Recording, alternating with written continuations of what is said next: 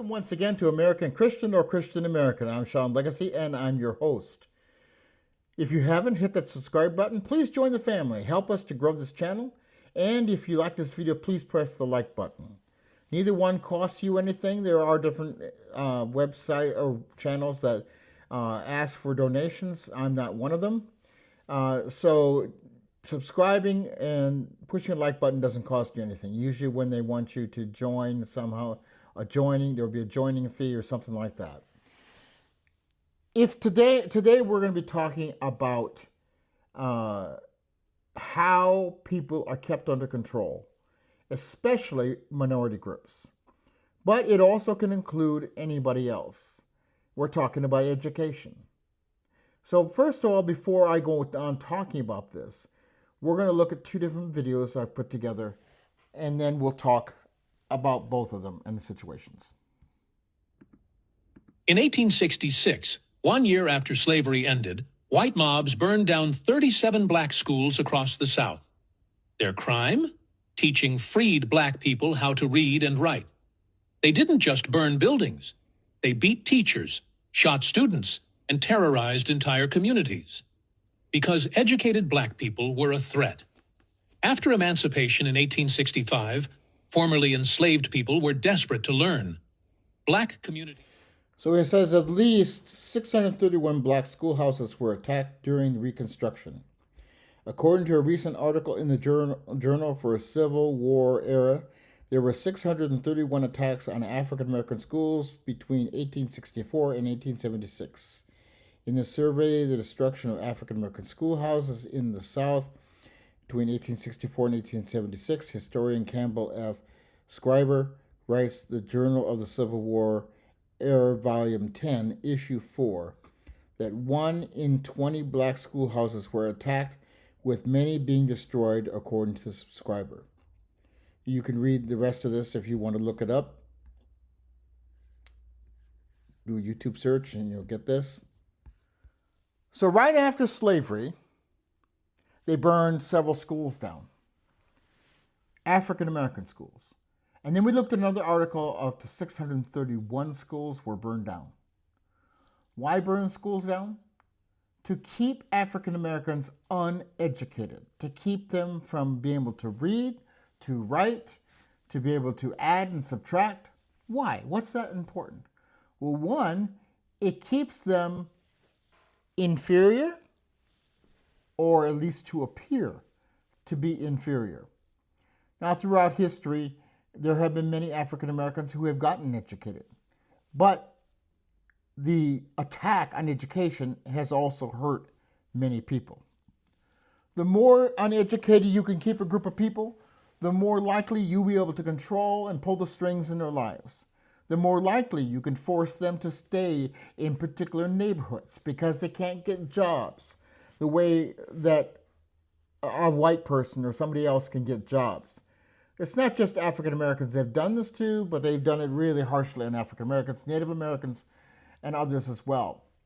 They want the jobs to stay in the power of white people. They want the power politically to stay in the hands of white people. So they've not only burned schools. Now, burning schools isn't as popular with some of the public now, so it would be just too bold of a statement.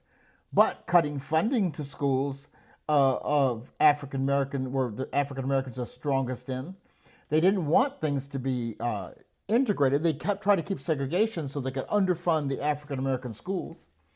But then the law changed and they had to do that. Then you had white people creating private schools. They first tried to get public funding to go to private schools. Oh, let's see, they still do that now. They're called trying to get voucher programs where they can pull their money away from a public school and into a private school. And then they can put more of their money on educate their kids and not really educating now, indoctrinating them with the lies of a false history, so they will continue to support a racist agenda. People who are kept down educationally, now this can include Caucasians as well, anybody. So if you're a Caucasian person and you're kept down educationally, what's going to happen? Well, one, you're also going to have trouble getting jobs. You're going to have trouble getting a home in a society where the costs are going up. But you're also more likely to fall into the trap of believing racist lies and becoming a racist. You see, because they need you. Even though they don't want you to have money or prestige or power, they need you to support this lie, this agenda, that other people are inferior to you. So if you have a low self-esteem because you don't have the education, you don't have these things, you can say, well, at least I'm white. At least I'm better than a black person, right? They think, well, I'm better, even if I'm poor, I'm better than the best educated black person because I'm a part of a superior group of people, which is completely false. But that's the theology that goes in there. So when Caucasians are undereducated, then sometimes that's a lot of times that's a huge result. When all of us would do better if we got an education. Now, let me clarify something. I'm not saying that everybody has to go to college or everybody has to go to trade school. However, that could be very helpful to do so. But they also are controlling that by not funding college's education. Why do you think that is? In order to keep a particular group of people down, and some Caucasians too, but especially African Americans, Native Americans, Latinos, and others, Asian Americans. Keeping people down is part of the entire system and the agenda. So now,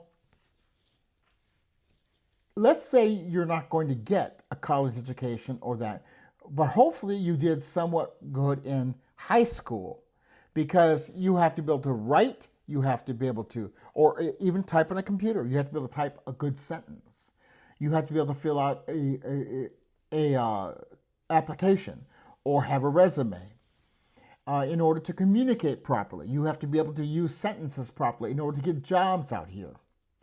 Now, if you decide you're not going to go and get an education in trade school or something else, this does not mean that you cannot be educated further.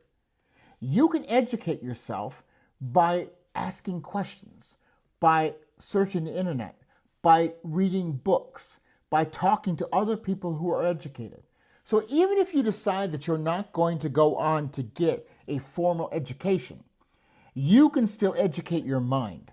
You can still make decisions on things in life because you looked up the truth, because you're willing to take some time to understand. So see, education is not always about going to school, although that can be very beneficial to people, and I would encourage it whenever it can to get some kind of trade and training.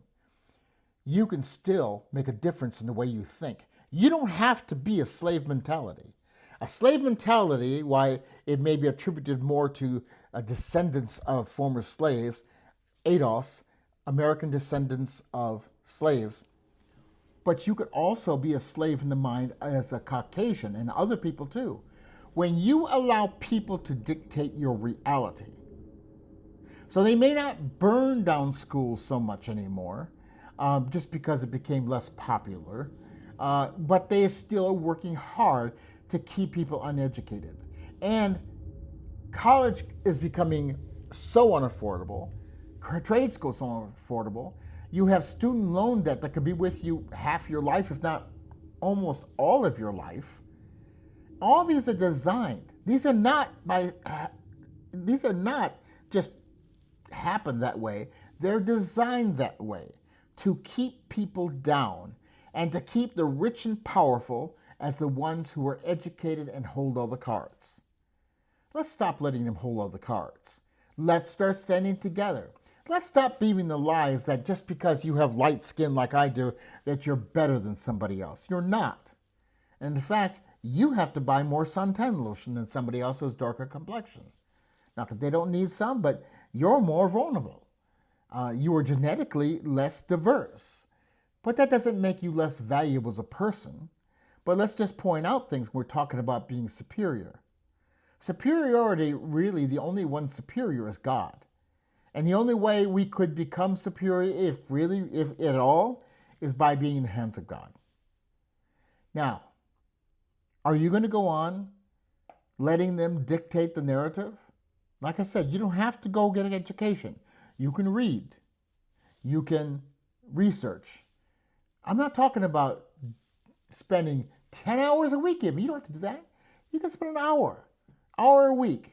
Talk to somebody. Have conversations with people. Actually, conversations are enriching. And you don't have to talk about just about who slept with who and who got drunk last night. Talk about something that means something. Talk about something that can change the future.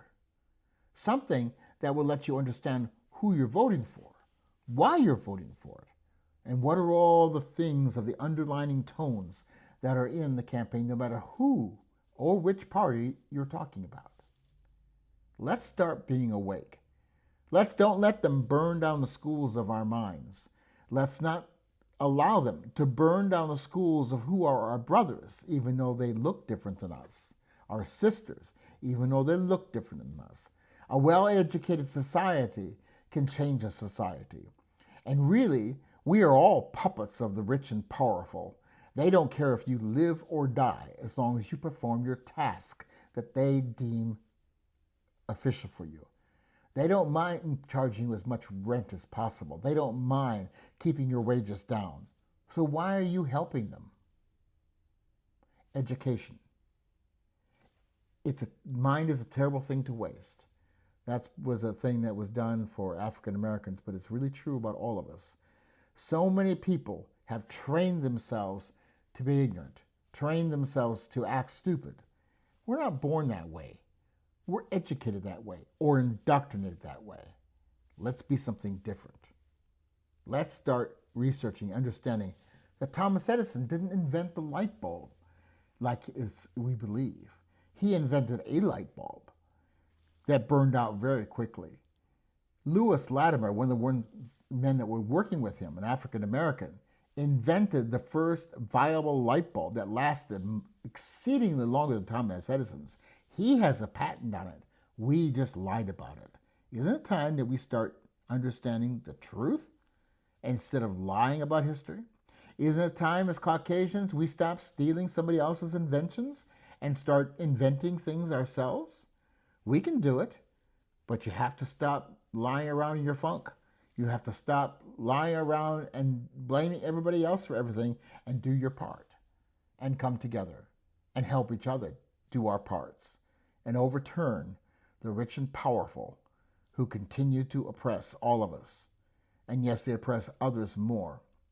Don't believe this is a Caucasian that you are being discriminated against. How can you be discriminated against when you are supposed to be superior, right? Well, the only reason you think you're being discriminated is because you're coming down to an even plane. Do not let yourself be indoctrinated. Educate yourself if you don't want to a formal education. And if you're in school, educate yourself. And if you're young and African American, Native Americans, don't allow people to trick you into screwing up your life by not getting education. Because that's exactly what everybody wants of you, is to screw up and to stay where you are, go to prison, not be able to vote, to mess up your family, and to continue the trend going. Be a person who educates yourselves and be proud of who you are, because you are special and you are unique. Until the next time on American Christian or Christian American.